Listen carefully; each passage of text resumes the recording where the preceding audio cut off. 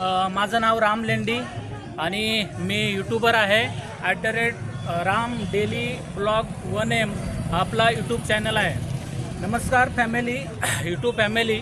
आज हे गावकरी आहेत, हे माझे गावकरी आहेत आणि आज आम्ही उपोषणाला आलो आहे. 15 ऑगस्ट पंचायतही आम्ही राहण्यासाठी घरासाठी जागा असायला पाहिजे म्हणून आम्ही काय केलं आहे की उपोषण ठेवलं आहे. आता आज बघायला गेलं तर डिजिटल इंडिया आहे. इकडे सुविधा तुम्ही बघाल किंवा इतर गोष्टी तुम्ही बघाल. सगळ्यात महत्त्वाचं की एक प्रगतशील देश आणि एवढे वर्ष भारत स्वतंत्र होऊन एवढे वर्ष झाले आणि आजही आम्ही झगडतोय की आम्हाला राहण्यासाठी घरं पाहिजे, जागा पाहिजे आणि सुविधा, ज्या मूलभूत सुविधा असतात, मूलभूत गरजा आपण म्हणतो, त्या सुविधांसाठी आज ही पब्लिक इथं बसलेली आहे. तर मला असं वाटतं की या डिजिटल इंडियामध्ये हे योग्य नाही आहे. तुम्हाला काय वाटतं यूट्यूब फॅमिली? तर हे तुम्ही कमेंट करून सांगा. आपल्याला न्याय मिळणं गरजेचं आहे की आजच्या युगामध्ये आहे ना, असं बसणं म्हणजे ह्या घरासाठी जागा हवे ह्याच्यासाठी इथं येऊन बसणं हे योग्य नाहीच आहे असं मला तरी वाटते. तुम्हाला काय वाटतंय तुम्ही कमेंटमध्ये सांगा. कारण आज बघा प्रत्येकजण प्रत्येकाचं घरदार कामधंदा सोडून इथे येऊन बसलेला आहे. आज सकाळी 7 वाजेपासून आत्ता जवळजवळ 9:30 वाजून गेलेत तरी अजूनही बिना चाय पाणी नाश्ता कुठल्याही प्रकारचं काही नसताना इथे लोक बसलेले आहेत. कशासाठी बसले ते? हे काय? अशा परिस्थितीमध्ये हे योग्य नाही आहे. याला कुठंतरी न्याय मिळणं गरजेचं आहे. सगळ्यात महत्त्वाचं की आज ग्रामपंचायतीने प्रत्येक व्यक्तीचं काय केलं पाहिजे, सहकार्य केलं पाहिजे. ग्रामपंचायतच आपल्या मागं नाही. पहिली गोष्ट, ग्रामपंचायत जर आपल्या मागं असली तर 100% आपल्याला सुविधा ह्या मिळाल्याच असत्या.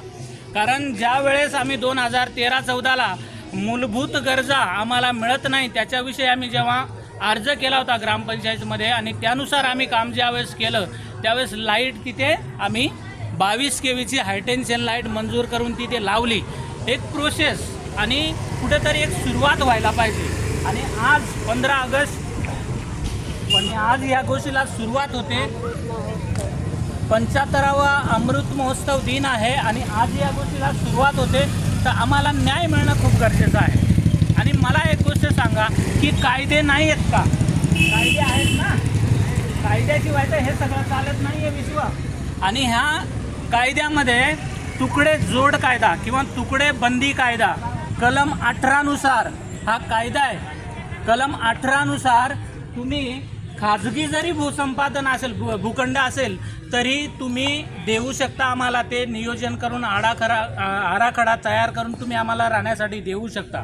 परंतु ग्रामपंचायतीने तो ठराव तहसीलदारांकडे पाठवणं गरजेचं आहे. आणि जरी गव्हर्नमेंटची जागा जरी अवेलेबल नसेल तरी मंडळाधिकारी आणि तहसीलदार ह्या लोकांनी एका जागेचा सर्वे करून त्याची मोजणी करून तो भूखंड ह्या लोकांना तुम्ही राहण्यासाठी देऊ शकता. भूसंपादन कायदा येतो आणि त्या कायद्यानुसार सुद्धा तुम्ही त्यांना राहण्यासाठी देऊ शकता सगळ्या गोष्टी. मग एवढे सगळे कायदे असून सुद्धा जर आपल्याला या सुविधा मिळत नसतील तर मग कायद्यांचा फायदा काय? आज आम्ही आदिवासी म्हणजे सगळ्यांच्या आधी जन्माला आलेले डोंगर दऱ्यांमध्ये राहणारी लोक आणि ह्या लोकांना आजही सुविधा वाचून वंचित ठेवलेला आहे. हा कुठला अन्याय करताय या डिजिटल इंडियामध्ये? हे चालणार नाही. आज सुरुवात होते या गोष्टीला. आम्हाला राहण्यासाठी घरासाठी जागा गावठाण तुम्ही मंजूर करून देऊ शकत नाही. तुम्ही वैयक्तिक गावठाण म्हणजे घरासाठी जागा देऊ शकतो असा तुमचा आता नियम आलेला आहे. तर घरासाठी जागा मंजूर करून द्या ना. वैयक्तिक दावे आम्ही त्याच्यासाठी करतोय. त्याच्यासाठी जंगलतोड होते म्हणून आदिवासी आम्ही हे म्हणतोय की आम्हाला एका ठिकाणी शेती करायची आहे, आम्हाला स्थायिक व्हायचा एक शेत पाहिजे. आणि आज तुम्ही आम्हाला शेती मोजून दिल्यात. आज इथं ट्रॅक्टर कोणी येऊन फिरवला किंवा नांगर फिरवला तर तुम्ही येऊन आम्हाला सरळ विचारता हे काय चाललंय? हे योग्य नाही आहे. आजही तुम्ही आम्हाला स्थिर करत नाही. आणि आज इथे उद्या तिथे दळीबाग केल्यानंतर जंगलतोड होते, तिकडूनही आम्हाला तुम्ही बोलताय. हे सुद्धा आम्ही खपवून घेणार नाही. तर हे सुद्धा कुठंतरी स्थिर झालं पाहिजे. राहण्यासाठी जागा, वन हक्क दावे, त्याच्यानंतर रस्ता, सगळ्यात महत्त्वाचा रस्ता. बिलकुल रस्ता नाही आहे गावाकडे जायला. बिलकुल असं म्हणजे त्याच्यावरून गाडीसुद्धा जात नाही. इकडे तिकडे सरकते गाडी. शेती केली तर शेती होऊ शकते रस्त्यावर, असा रस्ता आहे. ते सुद्धा नाही आहे. दुसरी गोष्ट पाणी, जल विभागाने जी जल योजना जी केलेली आहे त्याच्यासाठी आपली जी कंपनी आहे गेल कंपनी आहे, तर तिकडून आम्हाला पाणी पिण्यासाठी ते हे करून दिलेलं आहे, म्हणजे काय म्हणतात वॉटर प्युरिफायर पाणी. तर ते पाणी अजूनपर्यंत 3 ते 4 वर्ष झाली फक्त बनवून ठेवलेलं आहे, त्याच्या नळाला अजून पाणी आलेलं नाही आहे. हे कोण कामं करतंय? प्रशासनाचं लक्ष नाही आहे त्याच्याकडे. आम्हाला न्याय पाहिजे या गोष्टीवर. आणि आज आम्ही सुरुवात करतोय. हे हक्क, हे आमचं सगळं आहे, हक्काचं आहे. आमच्या हक्कासाठी आम्ही भांडू शकतो हे, आणि हे आम्ही मिळवल्याशिवाय गप्प बसणार नाही. आज आम्हाला ज्यावेळेस लाईट मंजूर केली, लाईट मंजूर करताना जागा नव्हती की त्या फॉरेस्टमधून न्यायची जागा, त्यावेळेससुद्धा कलम 3 आणि 2 नुसार आम्ही ती जागा मंजूर करून आणली. तेव्हा ते पोल टाकले गेले पूर्णपणे. ती सुद्धा जागा तुम्ही मंजूर करून दिली. मग रस्त्यासाठी जागा नाही मंजूर होऊ शकत? बरोबर आहे ना? कमेंटमध्ये सांगा पब्लिक. आणि फूड जरा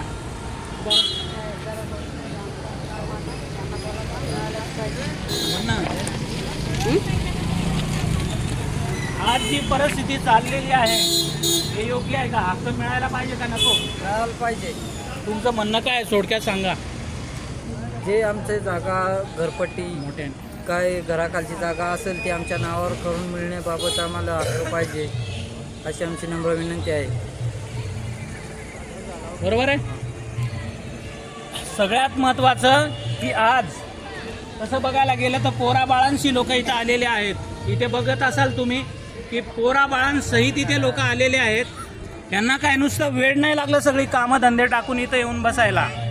प्रत्येक व्यक्तीला प्रत्येकाचं स्वातंत्र्य आहे, सगळ्या गोष्टी आहेत आणि हक्कसुद्धा आहेत. या हक्कानुसार सगळ्या सुखसोयी सुविधा ज्या आहेत ह्या मिळणं खूप गरजेचं आहे. ठीक आहे. तर तुम्ही सुद्धा आम्हाला कमेंटमध्ये सांगा. काही सहकार्य करायचं असेल सहकार्यसुद्धा करू शकता. आज एवढी पब्लिक इथे बसलेली आहे, अजून कोणी आलेलं नाही आहे. उपाशी ताण भूक सगळं सोडून आम्ही हक्कासाठी आजही भांडतोय. हे हक्क आम्हाला मिळणं खूप गरजेचं आहे. ठीक आहे. पुढे काय होतं ते नंतर, हां पुढे जेव्हा कोण अधिकारी येतील तेव्हा सांगण्यात येईल. हां पकड. ज्यावेळेस इथे अधिकारी लोक उपस्थित राहतील त्यावेळेससुद्धा आम्ही त्यांच्याशी हक्क हे मांडणारच आहोत आणि आम्ही लेखी पुरावा घेणार आहोत की तुम्ही आम्हाला कितपत सहकार्य करणार आहात. यासुद्धा गोष्टी आम्ही तिथे करणार आहोत. अजून काही अजून एक मुद्दा मी उपस्थित करतोय की ग्रामपंचायतने खानाव ग्रामपंचायत वेलवली. आज आम्ही जवळजवळ 20 वर्ष झाले एका ठिकाणी राहतोय आणि 20 वर्ष राहूनसुद्धा घरपट्टी आजही आम्हाला दिलेली नाही आहे. घरपट्टी मंजूर करायला गेल्यानंतर ग्रामपंचायत सांगते की फॉरेस्टवाल्यांचा प्रॉब्लेम आहे आणि फॉरेस्टवाल्यांकडे ज्यावेळेस आम्ही जातोय त्यावेळेस सांगतात की इकडे ग्रामपंचायतीचा प्रॉब्लेम आहे. तर आजही घरपट्टी मंजूर होऊ शकत नाही असं, म्हणजे हे इम्पॉसिबल आहे. कुठेही तुम्ही खाजगी जमीन असेल, गव्हर्नमेंटची जमीन असेल, तुम्ही आम्हाला कायद्यानुसार भूखंड करून प्लॉटिंग करून आम्हाला राहायला तुम्ही देऊ शकताय. सगळे कायदे आहेत. मग याच्या मागे काही कारस्थान राजकारणाचं असू शकतं किंवा अजून कोणाचं असू शकतं असं आम्हाला तरी वाटते. कारण ह्या गोष्टी मिळणं खूप गरजेचं आहे. घरपट्टीचा एवढा इश्यू आहे की कोणतंही डॉक्युमेंट्स आम्हाला काढायला गेल्यानंतर घरपट्टी विचारली जाते. अनधिकृत घरपट्टी आहे आणि काही कांची तर घरपट्टीच लावत नाही आहे. त्यांनी कुठं राहायचं? त्यांनी माझं स्वतःचं अस्तित्व कुठं दाखवायचं? माझं अस्तित्व आहे, मी इथं राहतोय, ही माझी राहण्याची जागा, हे कशावरून दाखवायचं? कशावरून प्रूव्ह करायचं? तर ह्यासुद्धा गोष्टी होणं गरजेचं आहे. ठीक आहे. थँक्यू. धन्यवाद.